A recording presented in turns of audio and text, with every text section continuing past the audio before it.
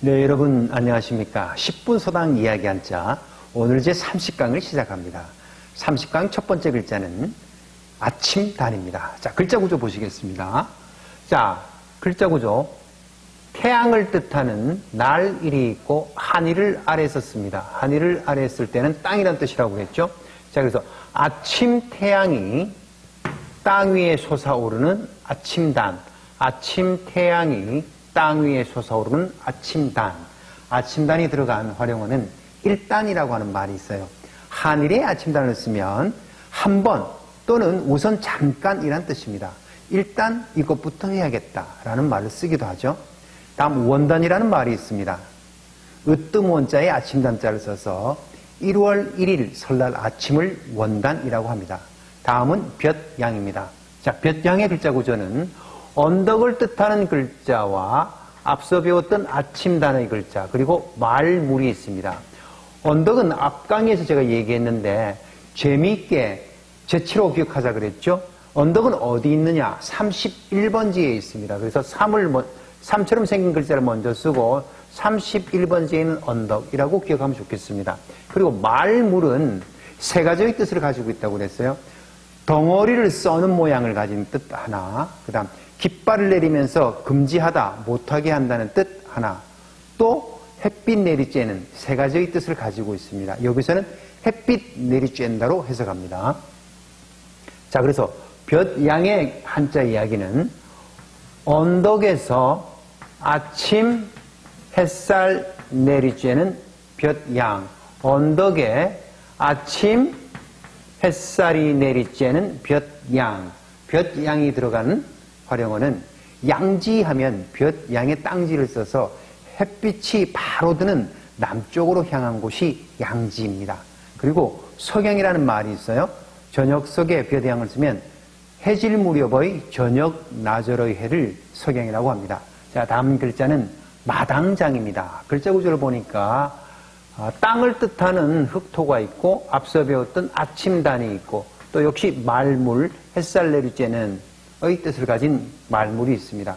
자, 마당장의 한자 이야기는 넓은 땅에 아침 햇살이 비치는 마당장, 넓은 땅에 아침 햇살이 비치는 마당장.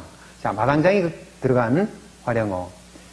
입장이라고 하는 말이 있습니다. 설립에 마당장을 써서 처하여 있는 사정이나 형편을 입장이라고 합니다. 자, 다음은 등장이라고 하는 말도 있죠. 오를 등에 마당장을 쓰면 무슨 일에 어떤 사람이 나타나는 것, 특히 무대에서 배우가 등장하다라는 말을 쓰기도 합니다. 자, 그러면 다음에는 제주제를 보겠습니다. 제주제는 손을 뜻하는 글자입니다. 우리가 손수를 이렇게 앞서서 배웠는데 손수를 간단하게 세 획으로 나타낸다 그랬죠. 그래서 손가락이 있고 손끝에서 손목까지, 그리고 또 손가락을 나타냈습니다. 이것을 손수의 변형이라고 배웠는데 이 모양과 똑같고 뜻도 똑같습니다. 단지 한자를 쓸 때 획을 쓰는 방법이 다를 뿐입니다. 이 손수는 하나, 둘, 셋 이렇게 썼고 이 제주제는 하나, 둘, 셋 이렇게 쓸 뿐이지 뜻은 똑같은 글자입니다. 이 뜻은 손은 인간이 만들어낼 수 있는 가장 재주 있는 부분이라는 뜻입니다. 그래서 손으로 여러 가지를 다 만들 수 있는 재주가 있다라고 기억하시는 것입니다. 자, 손가락, 손끝에서 손목까지 또 손가락이 있는 제주제. 그다음 손가락이 있고 손끝에서 손목까지 또 손가락이 있는 제주제. 손을 뜻하는 글자. 자, 사자성 하나 보겠습니다. 다재다능이란 말이 있습니다. 마늘따 제주제. 또 마늘따 능할 능자. 재주와 능력이 많다는 뜻이죠. 다음 영재라고 하는 단어. 꽃뿌리 영자의 제주제를 쓰면 뛰어난 재주를 가진 사람을 말합니다. 요즘은 영재반이나 영재학급에 지원한 학생들이 굉장히 많아졌습니다. 네, 다음은 비우입니다. 자, 글자 구조 보겠습니다.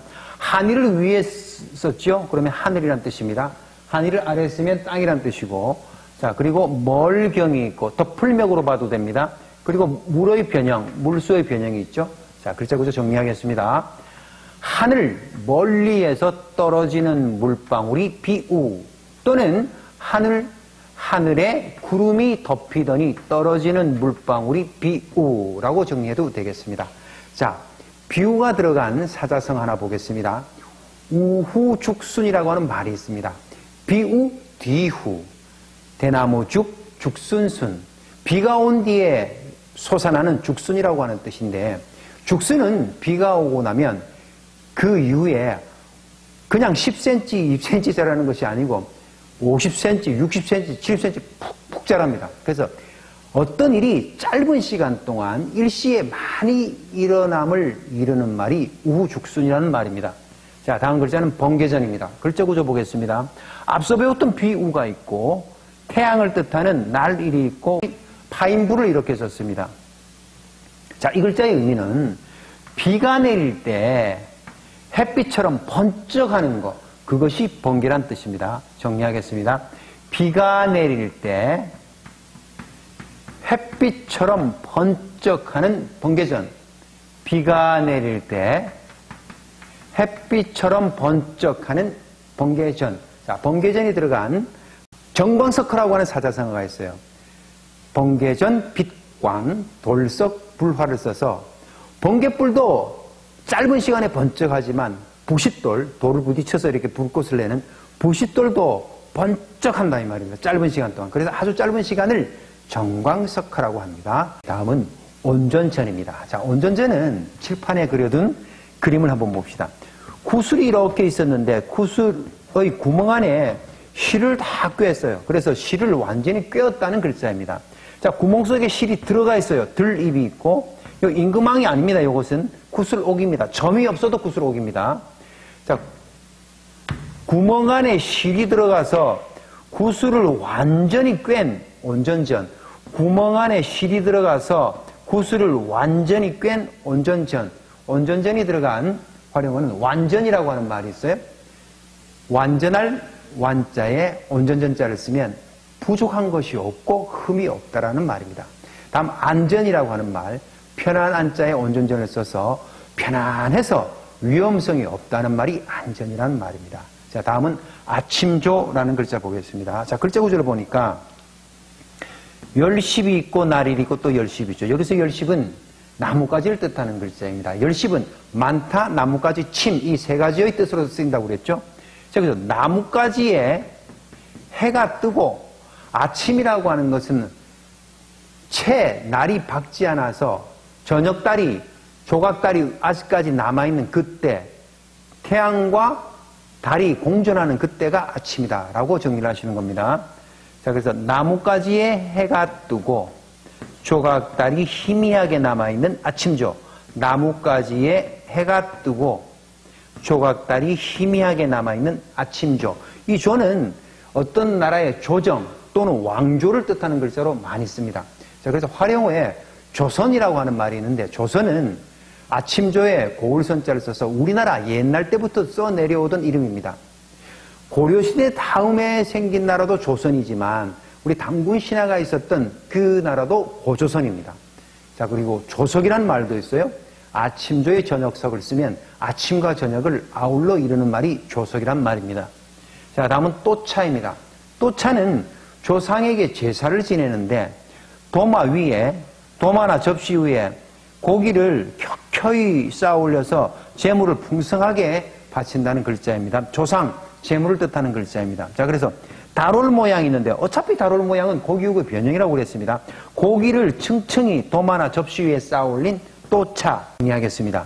고기를 층층이 도마나 접시 위에 쌓아 올린 또차. 고기를 층층이 도마나 접시 위에 쌓아 올린 또차. 또차가 활용된 낱말 보겠습니다. 중차대라는 말이 있습니다. 무거울 중 또차 큰 대를 써서 중차대라고 하는 말은 매우 중요하고 또 큰 일이라고 하는 뜻이 중차대란 말입니다. 다음은 구차라고 하는 말이 있어요. 구차할 구자에 또차를 써서 몹시 가난하고 어렵고 궁색하다는 뜻이 구차란 말입니다. 다음은 하라비조, 조상조입니다. 자, 글자 구조를 보니까 제사를 뜻하는 보일시가 있고 앞서 배웠던 또차가 결합되어 있죠. 자, 그래서 제사를 지낼 때 조상에게 제물을 갖다 바치는, 또 갖다 바치는 할아비조, 조상조라고 정리를 합니다. 제사를 지낼 때 조상에게 제물을 또 갖다 바치는 할아비조, 조상조. 자, 조상이라고 하는 말은 할아비조 위상을 써서 한 집안이나 한 민족의 옛 어른들을 조상이라고 합니다. 다음은 선조라고 하는 말도 있습니다. 먼저선에 할아비조를 쓰면 할아버지 이상의 조상을 선조라고 부릅니다. 글자는 성품성입니다. 글자 구조를 보니까 마음심에 날생이 있어요. 이 마음심은 원래 마음심은 이렇게 쓰는데 이것을 변의 위치에 줄여서 쓸 때는 이 꺾어진 획을 길게 곱게 쓰고 또 이 세 점을 두 점으로 줄여서 씁니다. 그래서 두 점을 쓰고 이렇게 쓰면 마음심이 되는 것입니다. 여자와 남자의 마음은 태어날 때부터 다르다는 성품성. 여자와 남자의 마음은 태어날 때부터 다르다는 성품성. 성품성이 들어간 이성이라고 하는 낱말 두 개 보겠습니다. 첫 번째 이성은 다스릴 리의 성품성을 써서 이치에 따라 사리를 분별하는 성품을 이성이라고 하고, 또 다를 리의 성품성을 쓰면 그 이성은 다른 성질 또는 남자와 여자를 얘기하는 뜻이 이성이란 말입니다. 자, 그러면 30강에서 배웠던 한자 이야기 머릿속에 쏙쏙 정리해 봅시다. 아침단입니다. 아침 태양이 땅 위에 솟아오르는 아침단, 아침단, 아침단. 다음은 볕양입니다. 언덕에 아침 햇살이 비치는 볕양, 볕양, 볕양. 다음은 마당장입니다. 넓은 땅에 아침 햇살 비치는 땅을 말하는 마당장, 마당장, 마당장. 다음은 제주제, 손을 뜻하는 글자입니다. 손가락 하나가 있고 손끝에서 손목까지 또 손가락 하나를 나타낸 제주제, 제주제, 제주제. 다음은 비우입니다. 하늘 멀리서 떨어지는 물방울이 비우.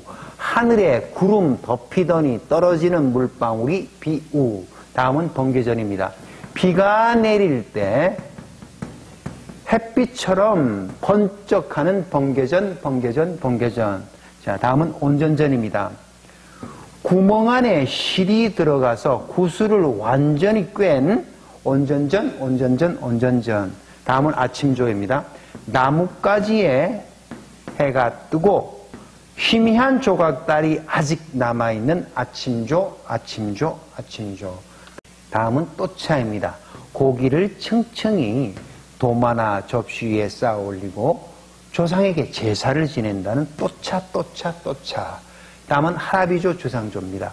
제사를 지낼 때 조상에게 제물을 바쳐 올리는 할아비조, 조상조, 할아비조, 조상조.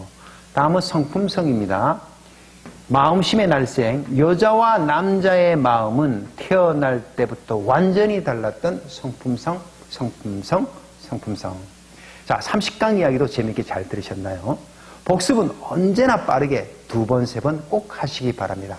자, 그러면 31강에서 만나 뵙겠습니다. 여러분 안녕히 계십시오.